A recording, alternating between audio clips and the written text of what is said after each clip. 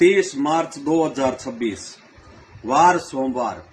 उस दिन सोम प्रदोष है। कुछ ऐसे भी इसी संसार के अंदर मनुष्य होते हैं जो अपना मकान बनाने की बड़ी सोचते हैं और फिर भी उनका मकान नहीं बनता है या किसी कारण कोई बाधा आ जाती है। तो उन्हीं मनुष्यों को या अपने जीवन काल में किसी भी प्रकार का दोष होता है उसको दूर करने के लिए, या जिनके विवाह में किसी भी प्रकार की विघ्न बाधा आती है या सगाई इत्यादि में विघ्न बाधा आती है, तो उन मनुष्यों को सोम प्रदोष का व्रत करना चाहिए। क्योंकि इसी सोम प्रदोष का व्रत से यह व्रत प्रारंभ कर लेवे।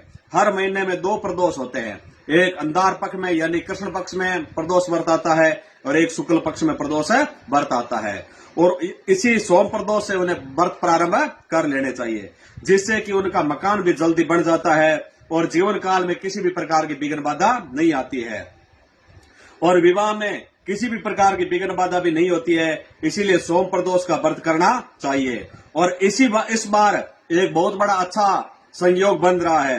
एक तो सोम प्रदोष है, दूसरा हरि दमनोत्सव है और तीसरा बताया गया है कि उस दिन विष्णु द्वादशी भी बताई गई है, यानी भगवान हरिहर का भी व्रत उसी दिन बताया गया है। विष्णु और भगवान शंकर का भी व्रत उसी दिन बताया गया है, 30 मार्च 2026।